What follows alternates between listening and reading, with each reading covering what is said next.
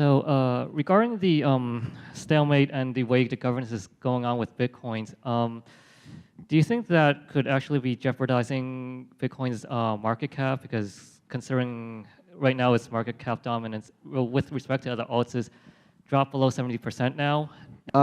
So do I think that this scaling impasse is going to damage the long-term market share of Bitcoin? No, I really, really don't. I think you'll see that Bitcoin's market share will climb and drop in a cyclical way. And people will get disillusioned and they'll shift all of their attention to another coin, which will then get overwhelmed with attention. And once it's got its spotlight on it, it's going to go, look at us, we're winning, we're winning.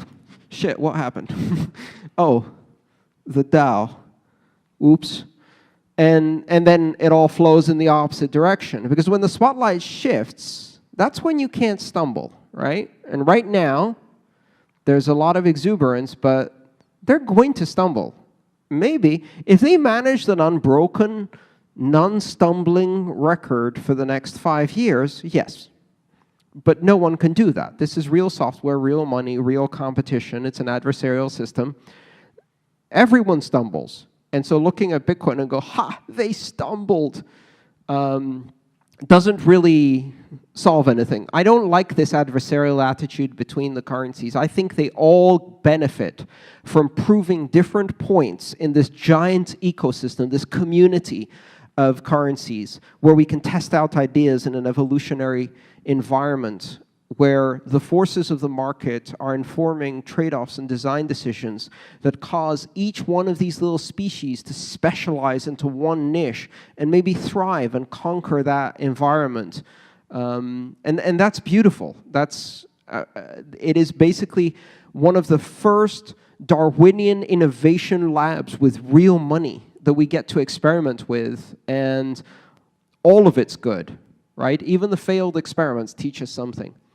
I don't think Bitcoin's market share loses because of that. I think it's just a cyclical phenomenon. But who knows? Maybe Bitcoin suffers in other ways. One thing I will tell you, being stuck in the status quo and being resistant to change is a differentiable feature. It makes a system that is extremely robust against takeover. It makes it very difficult to shut down, co-opt, corrupt, and take over this system. Its own damn developers can't change it. So how's an outsider going to attack it, right? We've got inside attacks from 2 fronts right now, and Bitcoin's doing the valid greatest cumulative difficulty chain thing every 10 minutes, like no sweat. That's resistance to change. That's a design characteristic. Bitcoin was designed to do this. It was designed to say, unless everyone agrees, we're not changing a thing. And that's what makes it resistant to attack. And guess what? Attack is coming. Because this shit is getting more and more important to the world. And the more important it gets, the more interest it offends, and the more those interests are going to try to attack it in every way. Political, propaganda, economic, electrical, network, every way. So the fact that even its own developers can't force change from the inside, and even its own miners can't force change from the inside, and they're just sitting, staring at each other going, I will something if you don't do what I say. And they can't figure out what that something is because within the rules, they can't actually do it.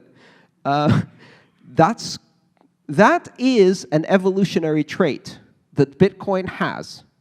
And if you think that's a disadvantage and take your money to another coin, see what happens when it gets really interesting and really important. I like this, play with me for a while, this mental exercise. What is the slogan for Ethereum? Running unstoppable code. Yeah? What kind of code is the code you want to run that's unstoppable? Code that somebody's trying to stop. Or, as I believe, who said this? I can't remember who said this quote, but he said, the only things worth printing are things that others are trying to suppress. Everything else is advertising. Right? Some journalist or playwright or brilliant person. So the only code worth running as unstoppable code is code that someone's trying to stop. And that's a great feature until you put it in practice. So Bitcoin received this massive negative reputation hit from Silk Road because it was the money used on Silk Road.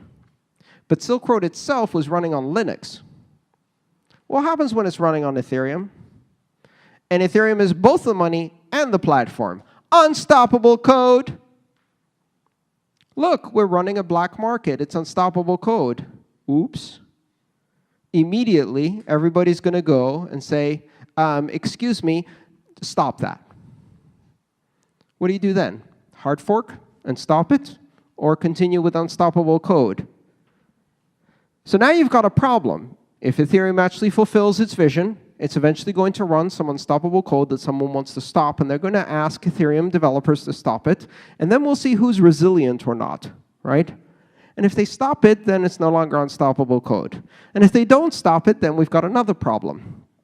Because now, all of those banks that are part of the Enterprise Ethereum Alliance say the magic words. Well, we're not so much interested in Ethereum as we are in the technology behind Ethereum, smart contracts. And they start running as far away as possible as they can from the PR nightmare that Ethereum has just become. Right? Just like they did with the Silk Road. It's not Bitcoin. It's blockchain.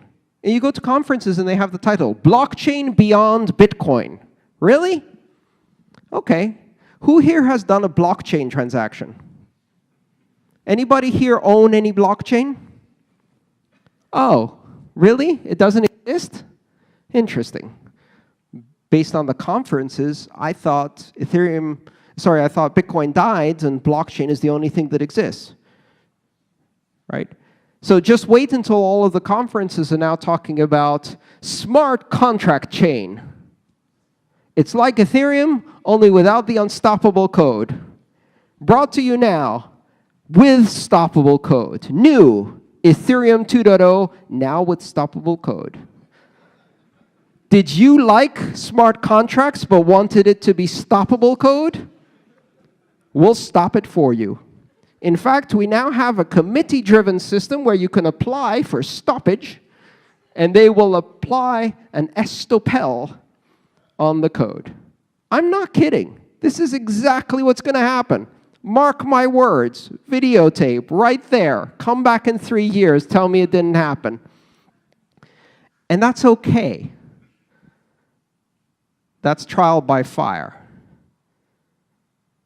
Bitcoin's surviving because it can't be changed. Because it really is unstoppable code. Thank you. We'll wrap it up there.